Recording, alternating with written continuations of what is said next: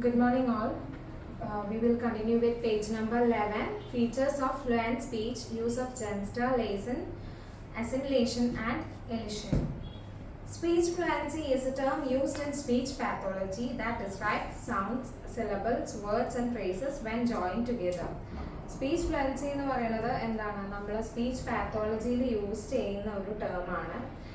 അത് നമ്മളെ sounds, syllables, words, phrases ഒക്കെ അതിനൊക്കെ അതൊക്കെ ജോയിൻ ചെയ്ത് കഴിഞ്ഞാൽ എങ്ങനെയാണെന്നുള്ളതിനെ ഡിസ്ക്രൈബ് ചെയ്യാണ് അവിടെ ചെയ്യുന്നത്. So it is a manner of moving or a transition between two successive syllables in the omission of sound syllables or words in speech. That is what is assimilation. Then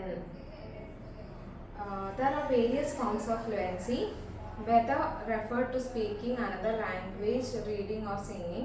Speech fluency others to an individual's ability to speak smoothly and easily. അപ്പം പലതരത്തിലുള്ള ഫ്ലുവൻസികളുണ്ട്. അപ്പം അത് പറയുന്നത് എന്ന് വെച്ചാൽ ഇപ്പോൾ മറ്റൊരു ലാംഗ്വേജിനെ സംബന്ധിച്ചോ അല്ലെങ്കിൽ റീഡിങ്ങോ സിംഗിങ്ങോ അതിനെയൊക്കെ സംബന്ധിച്ച് ഫ്ലുവൻസി എന്ന് പറയുന്നത് എന്താ പറയുക, ഒരുപാട് ഫോംസ് ഉണ്ട് ഫ്ലുവൻസിക്ക്. Speech fluency refers to an individual's ability to speak smoothly and easily. എന്താണ് സ്പീച്ച് ഫ്ലുവൻസി എന്ന് പറയുമ്പോൾ?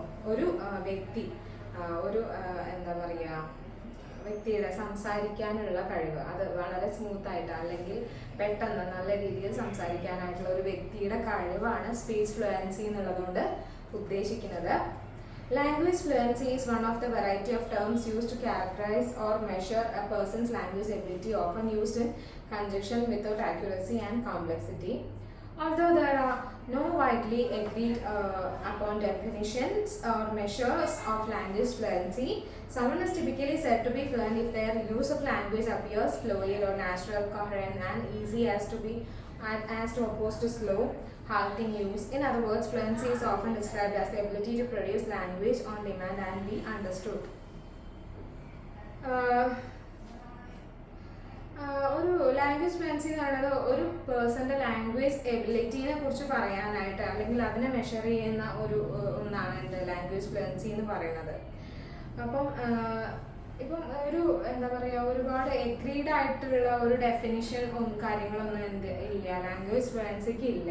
അവിടെ എന്താ ഉദ്ദേശിക്കുന്നതെന്ന് വെച്ചാൽ, ഒരു വ്യക്തി ഫ്ലുവൻ്റ് ആണ് എന്ന് പറയുന്നത് എങ്ങനെയാണെന്ന് വെച്ചാൽ, അയാൾ ആ ലാംഗ്വേജ് നല്ല രീതിയിൽ നാച്ചുറൽ ആയിട്ട് യൂസ് ചെയ്യുന്നു, എന്താ പറയുക, ഇങ്ങനെ ബ്രേക്ക് ഒന്നും ഇല്ലാതെ അങ്ങനെ ഒരു കറക്റ്റ് ഫ്ലോയിൽ മിസ്റ്റേക്സ് ഒന്നും ഇല്ലാതെ ഒരാൾ ഒരു ലാംഗ്വേജ് പറയുക. അപ്പോൾ അതിനെ നമുക്ക് ലാംഗ്വേജ് ഫ്ലുവൻസി എന്ന് പറയാം. പക്ഷേ അതിന് പ്രത്യേകിച്ച് നമുക്കൊരു ഡെഫിനേഷൻ ഒന്നും പറയാനായിട്ട് സാധിക്കില്ല. In other words, fluency is often described as the ability to produce language on demand and be understood. അപ്പോൾ നമ്മൾ നമുക്ക് ഇങ്ങനെ പറയാം, ഫ്ലുവൻസി എന്നുള്ളതുകൊണ്ട് ഇങ്ങനെ പറയാം, എന്താണ്, ഒരു ലാംഗ്വേജ് പ്രൊഡ്യൂസ് ചെയ്യാനുള്ള ഒരു വ്യക്തിയുടെ കഴിവ്, അത് ആവശ്യമുള്ള സമയത്ത് ആ ലാംഗ്വേജ് ഉപയോഗിക്കാനുള്ള കഴിവ്, അത് കേൾക്കുന്ന ഒരു വ്യക്തിക്ക് അത് മനസ്സിലാവും ചെയ്യുകയാണെങ്കിൽ നമുക്ക് അതിനെ എന്ത് ചെയ്യാം, ലാംഗ്വേജ് ഫ്ലുവൻസി എന്ന് പറയാം. മീൻസ് എന്താ, അപ്പം ഞാൻ നിങ്ങളോട് ഇംഗ്ലീഷിൽ സംസാരിക്കുകയാണ്, നിങ്ങളോട് പറയാനുള്ള കാര്യങ്ങൾ ഞാൻ ഇംഗ്ലീഷിൽ പറയുകയാണ്, നിങ്ങൾക്കത് ഞാൻ പറയുന്നത് കേൾക്കുമ്പോൾ നിങ്ങൾക്കത് മനസ്സിലാവുന്നുണ്ട്. അപ്പം എന്താണ്, ഞാൻ ഫ്ലുവൻ്റ് ആണ്, കാരണം ആ ലാംഗ്വേജ് എനിക്ക് നന്നായിട്ട് കൈകാര്യം ചെയ്യാൻ കഴിയുന്നുണ്ട്. അത് കേൾക്കുന്ന വ്യക്തിക്ക് അതിനെക്കുറിച്ച് മനസ്സിലാക്കാനായിട്ട് സാധിക്കുന്നുമുണ്ട്. സോ അത് നമുക്ക് എന്താ പറയുക, ഫ്ലുവൻസി എന്ന് പറയാം. Varying definitions of fluency characterize it by the language user's automaticity, their speed and coherency of language use, or the length and rate of their speech output. അപ്പോൾ ഫ്ലുവൻസിയുടെ ഡെഫിനിഷനെ നമ്മൾ ക്യാരക്ടറൈസ് ചെയ്യുകയാണെങ്കിൽ, ഒരു ലാംഗ്വേജ് യൂസറിൻ്റെ ഓട്ടോമാറ്റിസിറ്റി എന്താണ്? ഓട്ടോമാറ്റിസിറ്റി എന്ന് പറയുമ്പോൾ the ability to read or say a word without having to think about it. നമ്മൾ ചിന്തിക്കാതെ തന്നെ ഒരു വാക്ക് പെട്ടെന്ന് പറയാനായിട്ട് സാധിക്കുകയാണെങ്കിൽ അയാൾക്ക് ഓട്ടോമാറ്റിസിറ്റി ഉണ്ട്, ആ ലാംഗ്വേജ് യൂസർക്ക് ഓട്ടോമാറ്റിസിറ്റി ഉണ്ട് എന്ന് നമുക്ക് പറയാം. പിന്നെ എന്താണ്, their speed and coherency of language use or the length and rate of their speech output. അപ്പം അവർക്ക് മീൻസ് എന്താ, ലോജിക്കലായിട്ട് അല്ലെങ്കിൽ ഒരു ഓർഡർലി ആയിട്ട് എന്ത് ചെയ്യാണ്, അയാൾക്ക് ആ ലാംഗ്വേജ്, ആ ഭാഷ കൈകാര്യം ചെയ്യാനായിട്ട് കഴിയുകയാണ്. അപ്പം നമുക്ക് എന്താ പറയുക, ആ ഒരു വ്യക്തിക്ക് ഫ്ലുവൻസി ഉണ്ട് എന്ന് പറയാം. Theories of automaticity postulate that more fluent language users can manage all the components of language use without paying attention to each individual component of the act. അപ്പോൾ ഈ ഓട്ടോമാറ്റിസിറ്റി തിയറി എന്താണ് പറയുന്നത്, എന്താ പറയണതെന്ന് വെച്ചാൽ more fluent language user can manage all the components of language. നല്ല fluent ആയിട്ട് ഭാഷ കൈകാര്യം ചെയ്യാൻ അറിയുന്ന ഒരാളാണെങ്കിൽ അയാൾ അത് സംസാരിക്കുമ്പോൾ ആ ഭാഷയ്ക്ക് വേണ്ട എല്ലാ കാര്യങ്ങളും അതിൽ ഉൾപ്പെട്ടിട്ടുണ്ടാവും. മാത്രമല്ല അയാൾക്ക് മറ്റൊന്നും മീൻസ് എന്താ ഞാൻ പറയുന്നത് എൻ്റെ പ്രൊനൗൺസിയേഷൻ കറക്റ്റ് ആണോ, അല്ലെങ്കിൽ എന്താണ് ഞാൻ പറഞ്ഞ വാക്ക് കറക്റ്റ് ആണോ, അല്ലെങ്കിൽ എന്താ ഞാൻ സ്പീഡിലാണോ പറയുന്നത്, ഇങ്ങനെ ഒരുപാട് കാര്യങ്ങളുണ്ട്. ഇപ്പം ലാംഗ്വേജിൽ തന്നെ ഞാൻ പറഞ്ഞ ഗ്രാമർ ശരിയാണോ, എൻ്റെ ലാംഗ്വേജ് മീൻസ് ഞാൻ യൂസ് ചെയ്ത വേർഡ് കറക്റ്റ് ആണോ, മീനിങ് കറക്റ്റ് ആണോ, ഞാൻ യൂസ് ചെയ്ത വേർഡിൻ്റെ മീനിങ് ഇപ്പം ഞാൻ ഉദ്ദേശിച്ച കാര്യം തന്നെയല്ലേ വരുന്നത് എന്നുള്ളതൊക്കെ ഇല്ലേ. ഇങ്ങനെയുള്ള കാര്യങ്ങളെക്കുറിച്ചൊന്ന് കോൺഷ്യസ് ആവണ്ട. കാരണം അയാൾ ഫ്ലുവൻ്റ് ആണ്, അയാൾക്ക് ആ ഭാഷ നന്നായിട്ട് അറിയാം. അപ്പം അയാൾക്ക് ഒന്നിലും ശ്രദ്ധ കൊടുക്കേണ്ട കാര്യമില്ല, അതിങ്ങനെ ഓട്ടോമാറ്റിക്കായിട്ട് വരും അല്ലേ. സോ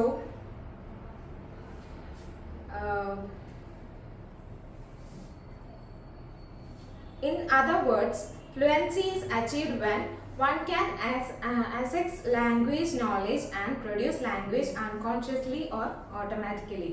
അപ്പോൾ മറ്റ് ഒരു ഇതിൽ പറയുകയാണെങ്കിൽ എങ്ങനെയാണ് ഫ്ലുവൻസി അച്ചീവ് ചെയ്യുക, അല്ലെങ്കിൽ എങ്ങനെയാണ് ഫ്ലുവൻസി ആ വ്യക്തിക്ക് കിട്ടുന്നതെന്നാണ് പറയുന്നത്. Fluency is achieved when one can access language knowledge and produce language unconsciously or automatically. ഒരു വ്യക്തിക്ക് ആ ഒരു ലാംഗ്വേജ് നോളജിനെ അസസ് ചെയ്യാൻ കഴിയുന്നുണ്ടോ, അല്ലെങ്കിൽ അയാൾക്ക് ആ ലാംഗ്വേജിനെ ഓട്ടോമാറ്റിക്കായിട്ട് അൺകോൺഷ്യസ് ആയിട്ട് പ്രൊഡ്യൂസ് ചെയ്യാൻ കഴിയുന്നുണ്ടെങ്കിൽ ആ വ്യക്തി ആ ഭാഷ കൈകാര്യം ചെയ്യുന്നതിൽ ഫ്ലുവൻ്റ് ആണ്, അയാൾക്ക് ലാംഗ്വേജ് ഫ്ലുവൻസി ഉണ്ടെന്ന് നമുക്ക് പറയാം. Theories that focus on speed or length and rate of speech typically expect fluent language users to produce language in real time without unusual pauses, false starts or repetitions, recognizing that some presence of these elements are naturally part of speech. അപ്പോൾ എന്താ പറയണമെന്ന് വെച്ചാൽ theories that focus on speed or length and rate of speech typically expect fluent language users to produce language in real time without unusual pauses.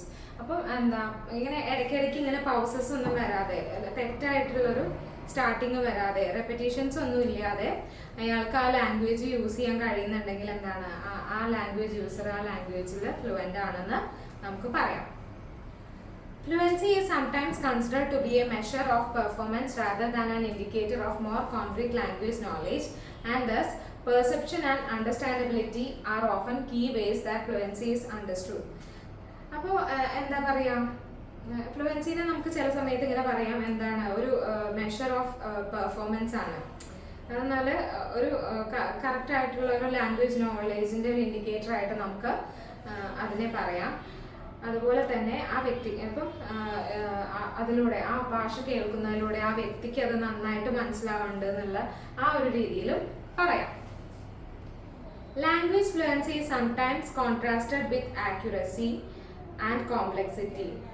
Accuracy means the correctness of language use, especially grammatical correctness, and complexity means or more encompassing knowledge of vocabulary and discourse strategies. അപ്പോൾ language ഫ്ലുവൻസിനെ നമുക്ക് ചില സമയത്ത് contrast ചെയ്യുന്നുണ്ട്, accuracy ആയിട്ട് contrast ചെയ്യുന്നുണ്ട് എന്നാണ് പറയുന്നത്. Then fluency, accuracy and complexity are distinct but interrelated components of language acquisition and proficiency. Fluency, accuracy, complexity ഒക്കെ എന്താണ് ലാംഗ്വേജ് അക്വിസിഷനിലും പ്രൊഫിഷ്യൻസിയും ആയിട്ട് ഇന്റർറിലേറ്റഡ് ആയിട്ടുള്ള കോമ്പണൻ്റ് ആണ് എന്നാണ് പറയുന്നത്. ദെൻ ഇനി അടുത്ത ടോപ്പിക്ക് വരുന്നത് ടൈപ്സ് ഓഫ് ഫ്ലുവൻസി ആണ്. അപ്പം ലാംഗ്വേജ് ഫ്ലുവൻസിനെ കുറിച്ച് എന്താ പറയുക, നമ്മൾ ഒരു ഭാഷ നല്ല രീതിയിൽ തെറ്റൊന്നും കൂടാതെ അങ്ങനെ ആ ഒരു കറക്റ്റ് ഫ്ലോയിൽ ഗ്രാമാറ്റിക്കൽ മിസ്റ്റേക്സും കാര്യങ്ങളൊന്നുമില്ല. കറക്റ്റ് ആ ഒരു ഫ്ലോയിൽ ഒരു വ്യക്തിക്ക് പറയാൻ സാധിക്കുന്നുണ്ട്. അൺകോൺഷ്യസ് ആയിട്ട് ഓട്ടോമാറ്റിക് ആയിട്ട് പറയാനായിട്ട് സാധിക്കുന്നുണ്ടെങ്കിൽ ആ ഒരു വ്യക്തി ലാംഗ്വേജിൽ ഫ്ലുവൻ്റ് ആണെന്ന് നമുക്ക് പറയാം അല്ലേ. ഇനി ഈ ഒരു ഫ്ലുവൻസിയുടെ ടൈപ്സിനെ കുറിച്ചാണ് നമ്മൾ ഇനി പറയുന്നത്. There are 4 commonly discussed types of fluency: reading fluency, oral fluency, oral reading fluency, and written or compositional fluency. അപ്പോൾ 4 ടൈപ്സ് ഓഫ് ഫ്ലുവൻസി പറയുന്നുണ്ട് എന്ന് പറഞ്ഞു. ഒന്ന് റീഡിംഗ് ഫ്ലുവൻസി, വായിക്കാൻ ഫ്ലുവൻ്റ് ആയിട്ട് വായിക്കാൻ കഴിയുന്ന ഒരു എബിലിറ്റി. അപ്പോൾ അതിനെക്കുറിച്ച് ഡീറ്റെയിൽ ആയിട്ട് നമ്മൾ ഇനി വരുന്ന സബ് പോയിന്റ്സിൽ പറയും. പിന്നെ പറയുന്നത് oral fluency, then oral reading fluency, പിന്നെ എന്താണ് written and or compositional fluency. ഇങ്ങനെ 4 ടൈപ്സ് ഓഫ് ഫ്ലുവൻസി ഉണ്ടെന്നാണ് പറയുന്നത്. These types of fluency are interrelated but do not necessarily develop in tandem or linearly. One may develop fluency in certain types and be less fluent or non-fluent in others. അപ്പോൾ ഈ type of fluency എന്ന് പറയുന്നത് എല്ലാം inter related ആണ്. ഈ reading ഫ്ലുവൻസിയും oral ഫ്ലുവൻസിയും oral reading ഫ്ലുവൻസിയും റിട്ടൺ അല്ലെങ്കിൽ കോമ്പോസിഷണൽ ഫ്ലുവൻസി എല്ലാം ഇന്റർ റിലേറ്റഡ് ആണെന്നാണ് പറയുന്നത്.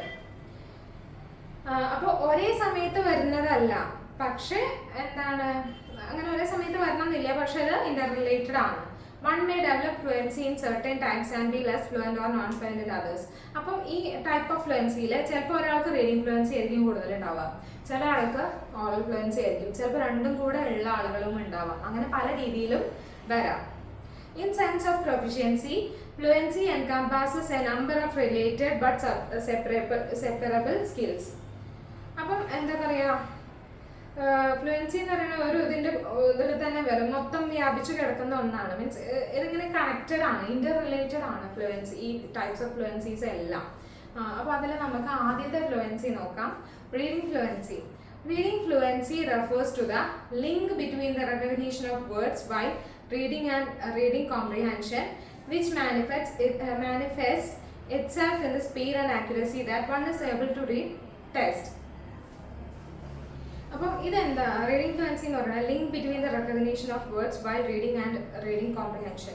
അത് പറഞ്ഞാൽ ഇപ്പം ഞാൻ നിങ്ങൾക്ക് വായിച്ചു തരുവാണ് അല്ലേ, അപ്പം ആ ഒരു വേർഡ്സിനെ കണക്ട് ചെയ്യാനായിട്ട് അത് നല്ല രീതിയിൽ എനിക്ക് നിങ്ങൾക്ക് വായിച്ചു തരാനായിട്ട് കഴിയുകയാണെങ്കിൽ എനിക്ക് റീഡിംഗ് ഫ്ലുവൻസി ഉണ്ടെന്ന് പറയാം. ഇപ്പം നിങ്ങൾ ഒരു ടെക്സ്റ്റ് വായിക്കുകയാണ്, അത് കറക്റ്റ് ആ ഒരു ഫ്ലോയിൽ നിങ്ങൾക്ക് നല്ല രീതിയിൽ വായിക്കാനായിട്ട് കഴിയുന്നുണ്ടെന്നുണ്ടെങ്കിൽ നിങ്ങൾക്ക് റീഡിംഗ് ഫ്ലുവൻസി ഉണ്ട് അല്ലെങ്കിൽ റീഡിംഗ് കോംപ്രിഹെൻഷൻ ഉണ്ട് എന്ന് നമുക്ക് പറയാം അല്ലേ.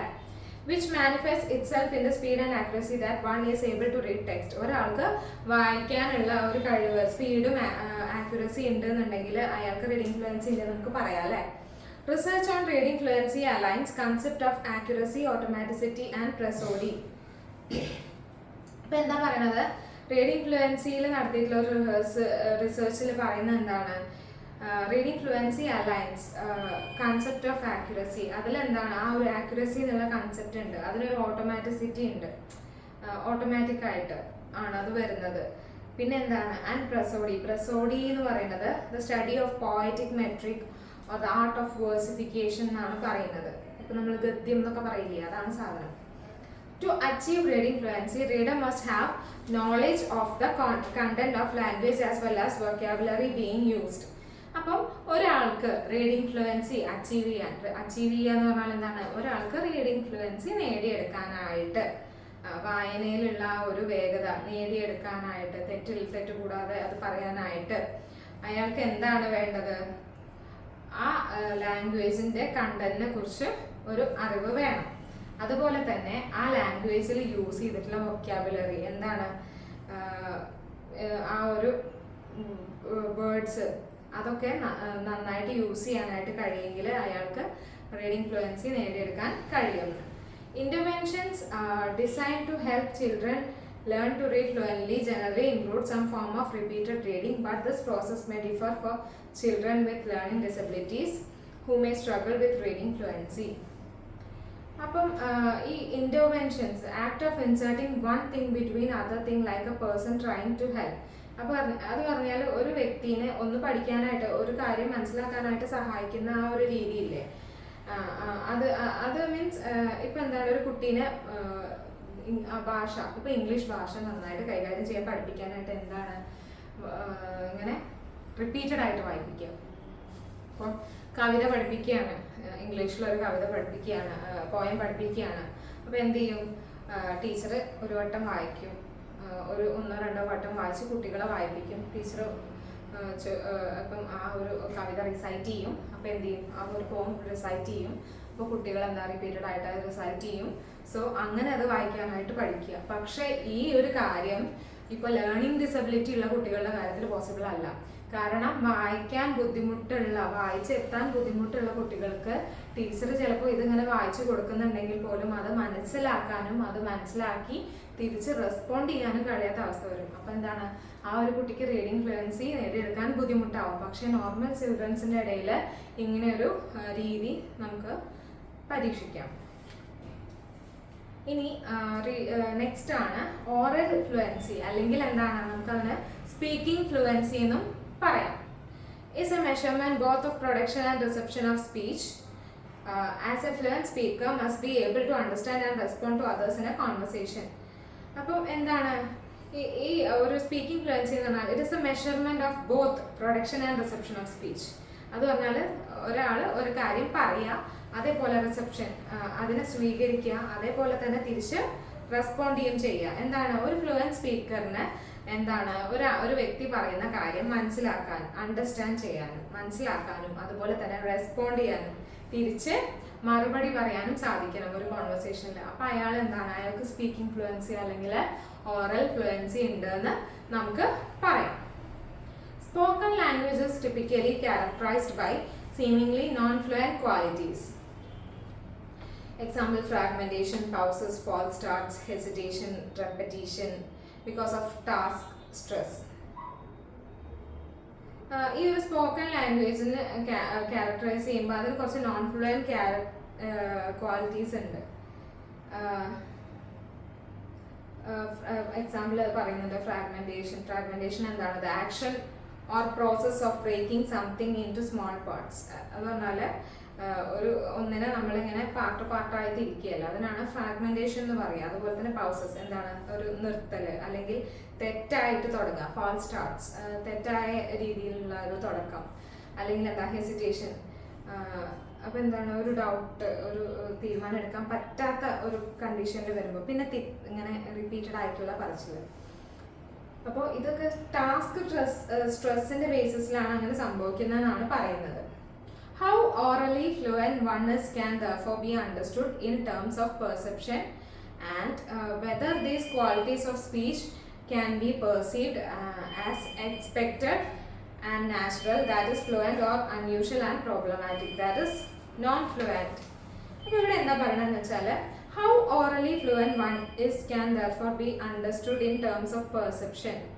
അപ്പം ഓറലി ഫ്ലുവൻ്റ് ആയിട്ടുള്ള ഏതൊരു വ്യക്തിനെ ചില സമയത്ത് the ability to see hear or become aware of something through the senses, അതാണ് perception. And whether these qualities of speech can be perceived as expected and natural or unusual and problematic. അപ്പം ഒരു എന്താ പറയുക, ഒരു വ്യക്തി orally fluent ആണോ എന്നുള്ളത് മനസ്സിലാക്കണം എങ്ങനെയാണ്, അയാളുടെ പെർസെപ്ഷൻ അതുപോലെ തന്നെ നാച്ചുറൽ അല്ലെങ്കിൽ നാച്ചുറൽ വേയിൽ അയാൾ അത് കൈകാര്യം ചെയ്യുന്നുണ്ടെങ്കിൽ നമുക്ക് പറയാം അല്ലേ, എന്താണ് അയാൾ ഓറലി ഫ്ലുവൻ്റ് ആണെന്ന് നമുക്ക് പറയാം. Oral reading fluency is sometimes distinguished from oral fluency. അത് ഓറൽ ഫ്ലുവൻസിയിൽ നിന്നും വേർതിരിക്കപ്പെട്ട ഒന്നാണ് ഓറൽ റീഡിംഗ് ഫ്ലുവൻസി എന്ന് പറയുന്നത്. Oral reading fluency refers to the ability to read words accurately and quickly while using good vocal expression and phrasing. അപ്പോൾ oral reading fluency എന്ന് പറയുന്നത് എന്താണ്, വാക്കുകളെ ആക്യുറേറ്റ് ആയിട്ട് യൂസ് ചെയ്യാൻ, പെട്ടെന്നും ആക്യുറേറ്റ് ആയിട്ടും യൂസ് ചെയ്യാൻ കഴിയുന്നുണ്ടെങ്കിൽ, അല്ലെങ്കിൽ അയാൾക്കൊരു ഗുഡ് വോക്കൽ എക്സ്പ്രഷനും ഫ്രേസിങ്ങും ഒക്കെ ഉണ്ടെങ്കിൽ അയാൾക്ക് ഓറൽ റീഡിംഗ് ഫ്ലുവൻസി ഉണ്ടെന്ന് നമുക്ക് പറയാം. Oral reading fluency is often linked to Schreiber's theory of prosody, which places importance on tone, rhythm and expressiveness of speech. അപ്പോൾ അത് എന്താ സ്ക്രൈബറിൻ്റെ തിയറി ഓഫ് പ്രസോഡി ആയിട്ട് കണക്റ്റഡ് ആണ്. അപ്പോൾ അതിൽ പ്രാധാന്യം കൊടുക്കുന്നത് എവിടെയാണെന്ന് വെച്ചാൽ സംസാരിക്കുമ്പോൾ ആ ഒരു ടോണ്, റിതം, പിന്നെ അതുപോലെ തന്നെ ആ ഒരു സ്പീച്ചിൻ്റെ എക്സ്പ്രസീവ്നെസ് ഒക്കെയാണ്, അതിനൊക്കെയാണ് മീൻസ് അതൊക്കെ ആയിട്ട് ലിങ്ക്ഡ് ആണ്, അല്ലെങ്കിൽ അതിനൊക്കെയാണ് പ്രയോറിറ്റി കൊടുക്കുന്നത്. ഇനി പറയുന്നതാണ് written or compositional fluency. It can be measured in A variety of ways. അതിന് നമുക്ക് പല രീതിയിൽ മെഷർ ചെയ്യാനായിട്ട് സാധിക്കും. എന്ത്? റിട്ടൺ അല്ലെങ്കിൽ കോമ്പോസിഷണൽ ഫ്ലുവൻസിനെ. Researchers have measured by length of the composition, especially under timed conditions, words produced per minute, sentence length or words per clause. അപ്പോൾ അതെങ്ങനെയാണ് മെഷർ ചെയ്യണമെന്ന് വെച്ചാൽ ആ കോമ്പോസിഷൻ്റെ ലെങ്ത് അത് വന്നാൽ ഒരു നിശ്ചിത സമയത്തിനുള്ളിൽ അയാൾ എഴുതിയിട്ടുണ്ടാവും. അപ്പോൾ അതിൻ്റെ ഒരു ലെങ്ത് എത്രത്തോളം ഉണ്ട് എന്നുള്ളത് വെച്ചിട്ട് എന്താ പറയുക, ഈ ഒരു റിട്ടൺ അല്ലെങ്കിൽ കോമ്പോസിഷൻ ഫ്ലുവൻസി എത്രത്തോളം ഉണ്ട് എന്നുള്ളത് അളന്ന് അല്ലെങ്കിൽ മനസ്സിലാക്കാനായിട്ട് സാധിക്കും. പിന്നെ ഒരു മിനിറ്റിൽ അയാൾ പ്രൊഡ്യൂസ് ചെയ്തിട്ടുള്ള വാക്കുകളുടെ എണ്ണം, പിന്നെ ഓരോ സെൻറ്റൻസിൻ്റെയും ലെങ്ത്, നീളം, പിന്നെ words per clause. Words per clause എന്താണ്? It is a group of words that contains both a subject and a predicate. സബ്ജക്റ്റും പ്രെഡിക്കേറ്റും ഉള്ള ഒരു കൂട്ടം വാക്കുകളെ നമ്മൾ എന്ത് ചെയ്യും? ക്ലോസ് എന്ന് പറയും അല്ലേ. നമ്മളൊരു സെൻറ്റൻസ് മീൻസ് അതിനെയും നമുക്ക് അങ്ങനെ പറയാം അല്ലേ. Then ratio measures, example words per clause, words per sentence and words per error free sentence have historically been most valid and reliable. Ratio measures എന്ന് പറയുമ്പോൾ ഒരു ക്ലോസിലുള്ള വാക്കുകൾ, ഒരു സെൻറ്റൻസിലുള്ള വാക്കുകൾ, ഒരു സെൻറ്റൻസിലുള്ള തെറ്റ് കൂടാതെയുള്ള വാക്കുകൾ, ഇതൊക്കെയാണ് കൂടുതൽ വാലിഡ് അല്ലെങ്കിൽ റിലയബിൾ ആയിട്ട് നമുക്ക് പറയാനായിട്ട് സാധിക്കുന്നത്. അപ്പം ടൈപ്സ് ഓഫ് ഫ്ലുവൻസി ആണ് നമ്മൾ പറഞ്ഞത്. ഏതൊക്കെയായിരുന്നു? Reading fluency, oral fluency or speaking fluency, oral reading fluency, then written or compositional fluency. The next topic is fluency in second language acquisition.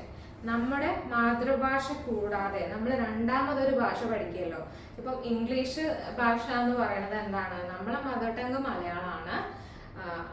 Malayalam അല്ലാതെ നമ്മൾ പഠിക്കുന്ന ഒരു സെക്കൻഡ് ലാംഗ്വേജ് ആയിട്ട് നമുക്ക് ഇംഗ്ലീഷ് ഭാഷേനെ പറയാം അല്ലേ. അപ്പോൾ ആ ഒരു നമ്മുടെ മാതൃഭാഷ അല്ലാത്തൊരു ഭാഷയിൽ ഫ്ലുവൻസി നേടിയെടുക്കാനായിട്ട് എങ്ങനെയാണ്, ആ ഒരു ഫ്ലുവൻസിനെ കുറിച്ച് എന്താണ്, ആ ഒരു ഫ്ലുവൻസി എന്താണെന്നുള്ളതൊക്കെയാണ് ഇവിടെ പറയുന്നത്. Because an assessment of fluency is typically a measure or characterization of one's language ability. Determining fluency may be a more challenging task when the speaker is acquiring a second language. അപ്പോൾ എന്താണ് ഈ ഒരു assessment of fluency എന്ന് പറയുന്നത്? എന്താണ് ശരിക്കും ഒരാളുടെ language എബിലിറ്റീനെ നമ്മൾ അളക്കുകയാണ് അല്ലേ ചെയ്യുന്നത്. അപ്പോൾ ഈ ഫ്ലുവൻസിനെ കുറിച്ച് ഡിറ്റർമിൻ ചെയ്യാൻ, ഫ്ലുവൻസിനെ കുറിച്ച് ആ വ്യക്തിയുടെ ഫ്ലുവൻസി എത്രത്തോളം ഉണ്ടെന്ന് നമുക്ക് അറിയാനായിട്ടുള്ള നമ്മുടെ ആ ഒരു ശ്രമം എന്ന് പറയുന്നത് ഒരു ചലഞ്ചിങ് ടാസ്ക് ആണ്. അത് പ്രത്യേകിച്ചും സെക്കൻഡ് ലാംഗ്വേജ് യൂസേജിൽ അതെന്താണ് ഒരു ചലഞ്ചിങ് ആയിട്ടുള്ള ടാസ്ക് തന്നെയാണ്. It is generally thought that the later in life a learner approaches the study of a foreign language, the harder it is to acquire receptive comprehension and fluent production skills.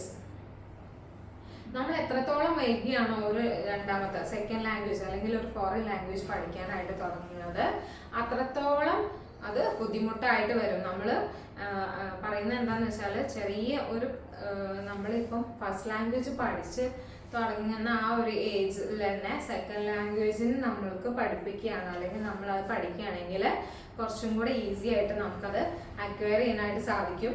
പക്ഷേ നമ്മൾ എത്ര വൈകുന്തോറും എന്താണ് അത് പഠിക്കാനും അത് നന്നായി സംസാരിക്കാനും പ്രൊഡ്യൂസ് ചെയ്യാനും ഒക്കെ ഉള്ള നമ്മുടെ ആ ഒരു സ്കില്ല് നമ്മൾ നേടിയെടുക്കാനായിട്ട് നമ്മൾ കുറച്ച് കഷ്ടപ്പെടും എന്നാണ് പറയുന്നത്. For adults, once their mother tongue has already been established, the acquisition of a second language can come more slowly and less completely, ultimately affecting fluency. ഇപ്പോൾ അഡൽട്സിൻ്റെ കാര്യം, മുതിർന്ന ആളുകളുടെ കാര്യം എടുക്കുകയാണെങ്കിൽ അവർ മദർ ടങ് പഠിച്ചു, മാതൃഭാഷ നല്ല രീതിയിൽ പഠിച്ചു, അത് നന്നായി കൈകാര്യം ചെയ്യാനൊക്കെ പഠിച്ചിട്ടുണ്ടെന്നുണ്ടെങ്കിൽ the acquisition of a second language can more slowly and less completely, ultimately affecting fluency. അപ്പോൾ എന്താണ് സെക്കൻഡ് ലാംഗ്വേജിൻ്റെ പഠനം വേഗത കുറവായിരിക്കും, പൂർണ്ണമായിട്ട് പഠിക്കാൻ സാധിക്കില്ല. അതുപോലെ തന്നെ ഫ്ലുവൻസിനെ വളരെ അധികം ബാധിക്കുകയും ചെയ്യും അത് പറഞ്ഞാൽ നമുക്ക് മദർ ടങ് നന്നായിട്ട് അറിയാം, നമുക്ക് മദർ ടങ് യൂസ് ചെയ്യാൻ അറിയുള്ളൂ. അപ്പം നമ്മൾ എന്നിട്ട് എന്താ പറയുക, പുതിയ ഭാഷ പഠിക്കുകയാണ്. അപ്പം നമുക്കത് വളരെയധികം ബുദ്ധിമുട്ടായിരിക്കും അതിൽ ഫ്ലുവൻസി നേടിയെടുക്കുക, അതിൽ എന്താ പറയുക, പെട്ടെന്ന് വേഗതയോടുകൂടെ ആ ഭാഷ പറയുക, അതിലെ വാക്കുകൾ പഠിക്കുക എന്നുള്ളത് കുറച്ചൊരു ടാസ്ക് തന്നെയാണെന്നാണ് പറയുന്നത്. However, the critical period hypothesis is a hotly debated topic, with some scholars stating that adults can in fact become fluent in acquiring a second language. അപ്പോൾ ഒരു hypothesis means an assumption or an idea that is proposed for the sake of argument, so that it can be tested to see if it might be true. അത് എന്താ പഠനം ശരിയാണോ, means അത് ശരിയാണോ തെറ്റാണോ എന്ന് അറിയാനായിട്ട് നടത്തിയിട്ടുള്ള ഒരു ഹൈപ്പോത്തസിസിൽ പറയുന്നത് എന്താണെന്ന് വെച്ചാൽ, ചില സ്കോളേഴ്സ് ഈ ഒരു ടോപ്പിക്കിൽ പഠനം നടത്തിയിട്ടുള്ള ചില വ്യക്തികൾ പറയുന്നത് എന്താണെന്ന് വെച്ചാൽ, അഡൽട്സ് മുതിർന്ന ആളുകൾ സെക്കൻഡ് ലാംഗ്വേജ് അക്വയർ ചെയ്യുന്നതിൽ അത്യാവശ്യം ഫ്ലുവൻ്റ് ആയിട്ട് വരുന്നുണ്ട് എന്നാണ് പറയുന്നത്. For instance, reading and writing skills in a foreign language can be acquired more easily even after the primary language acquisition period of youth is over. അപ്പോൾ പുതിയൊരു ഭാഷ പഠിക്കാനായിട്ട് എടുക്കുന്ന മീൻസ് റീഡിങ് അല്ലെങ്കിൽ writing skills in A foreign language, ഒരു അന്യഭാഷ means നമ്മുടെ mother tongue അല്ലാത്ത മറ്റൊരു ഭാഷ എഴുതാനും എഴുതാനും ഉള്ള ഒരു കഴിവ് എന്ന് പറയുന്നത് ഒരു യൂത്ത് പീരീഡ് കഴിഞ്ഞു കഴിഞ്ഞാൽ ആളുകൾക്ക് കുറച്ചും കൂടെ ഈസി ആണെന്ന് പറയുന്നത്. മീൻസ് അവരുടെ പ്രൈമറി ലാംഗ്വേജ് അക്വിസിഷൻ ടൈം കഴിഞ്ഞിട്ടുള്ള ആ ഒരു കാലഘട്ടത്തിൽ കുറച്ചും കൂടെ എളുപ്പമാണെന്ന് പറയുന്നുണ്ട് ചില പഠനങ്ങൾ. So although it is often assumed that young children learn languages more easily than adolescents and adults, the reverse is in fact true. Older learners are faster. അപ്പോൾ ഈ ചെറിയ കുട്ടികൾ പെട്ടെന്ന് ഭാഷ പഠിക്കും അഡോളസൻസിനെയും അഡൽട്സിനേക്കാളും. അതേപോലെ തന്നെ ഇപ്പോൾ റിവേഴ്സിൽ എടുക്കുകയാണെങ്കിലും പ്രായമായവരും പെട്ടെന്ന് കാര്യങ്ങൾ പഠിക്കും. Olders learns more faster. എന്താണ് പറയുന്നത് എന്ന് വെച്ചാൽ, the only exception to this rule is in പ്രൊനൗൺസിയേഷന്റെ കാര്യത്തിൽ മാത്രമേ അത് അങ്ങനെയല്ലാതെ വരുന്നുള്ളൂ. അത് പറഞ്ഞാൽ ചെറിയ കുട്ടികൾ പെട്ടെന്ന് ഭാഷ പഠിക്കും. അതുപോലെ തന്നെ യൂത്തിൻ്റെ അഡൽട്സിൻ്റെയും കാര്യത്തിലാണെങ്കിൽ ഓൾഡർ ആയിട്ടുള്ള കുറച്ച് പ്രായമായ ആൾക്കാരും അതുപോലെ ഭാഷ പഠിക്കും.